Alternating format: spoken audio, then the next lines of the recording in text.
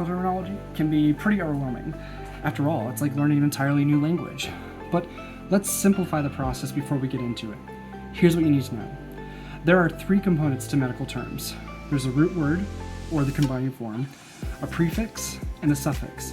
Now we'll get into these in just a moment, but what you need to know is that most words are actually only made up of a combining form and a suffix. Now let's talk about combining forms first. There's two parts to a combining form. There's the root word and there's the combining vowel, which is usually O. These two come together and form the meat and potatoes of a medical term. Let's take a look at a few examples. So here we have cardio, electro, and psycho.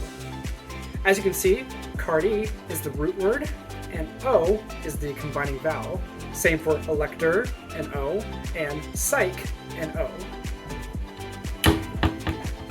Suffixes are super important when it comes to medical terminology. Not only is a suffix used in every single word, but they help to further specify the medical term. Let's take a look at these examples. Here we have phobia, which means fear, ist, which means specialist, and ology, which means process of study. Now prefixes come before the root word. Like suffixes, they can be complex and they can change the meaning of words, but we'll get into all that complex stuff later. For right now, let's take a look at some simple examples of prefixes you might see. We have hypo, which means deficient, below, under, or less than normal. We have retro, which means behind, and we have epi, which means above or upon. Now that we know a little bit about medical terminology, let's go ahead and build a term. In the following examples, we're going to be using prefixes, suffixes, and combining forms. Before we dive into that, here's how you read a medical term. We're always going to start from the suffix and work our way to the root word. Some words might have multiple root words. We'll show you an example later. But for right now, let's start with the word cardiology. So here we have the word cardiology.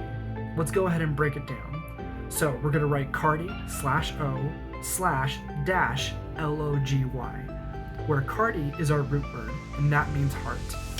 /O is going to be our combining vowel, and /-LOGY is going to be our suffix, which means process of study. So the term cardiology actually means the study of the heart. Let's look at another term, hypogastric. Here's how we would break it down. hypo-/gaster/O/-IC. Since we're referring to a body part, hypo is actually going to take on the meaning of below. Gaster means stomach. Our combining vowel is going to be O, and IC means pertaining to. So the term hypogastric means pertaining to below the stomach. Alright, let's break down one more example. We're going to look at the term psychologist. Here's how we do it. Psych/O, LOG/O/-IST, where psych means mind, log means study of, and ist means specialist. Because our suffix begins with a vowel, we do not actually need a combining vowel for our second root word. So we'll keep the combining vowel for our first root word, which is psych. So psych/O/LOG/IST for psychologist. A simplified definition of the term, if we're reading it backwards, is going to be a specialist in the study of the mind. So like we discussed before, there's actually some prefixes, suffixes, and combining forms that sound very similar, but they have different meanings. Let's take a look at a few examples. Inter, which means between, as in the term intercostal, which means pertaining to, between the ribs. Intra, which means within, as in the term interocular, which means pertaining to within the eye. And infra, beneath or under, as in the term infrapatellar, which means pertaining to under the patellar or kneecap. The next example we're going to look at is between col and col. Col means gall or bile, as in the term cholangitis, which means inflammation of the bile vessels. And col indicates the colon, as in the term colectomy, which means surgical removal of the colon.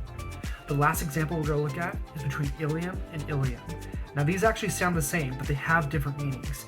Ilium is the third part of the small intestine, while ilium is the uppermost largest part of the pelvis. The last thing we're going to go over are some challenging suffixes.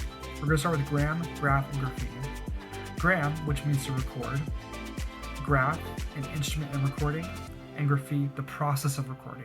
Here is an example of how these are used. Electroencephalogram, record electricity in the brain.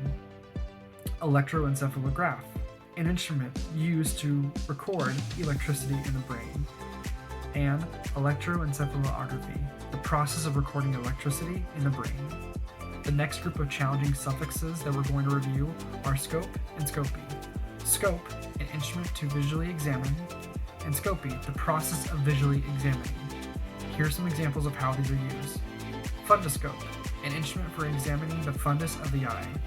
Fundoscopy, an exam in which a magnifying lens is used to check the fundus of the eye. The last group of suffixes that we're going to review are to me, ectomy, and estomy. To me is the process of cutting or an incision. Ectomy is an excision or removal, and stomy is opening to form a mouth. Here are a few examples of how these are used. Tracheotomy, incision of the trachea. Tracheostomy, new opening of the trachea to the outside of the body. And laryngectomy, removal of the larynx or voice box. Well, I hope you learned something, and I hope you enjoyed the video. Thanks for watching.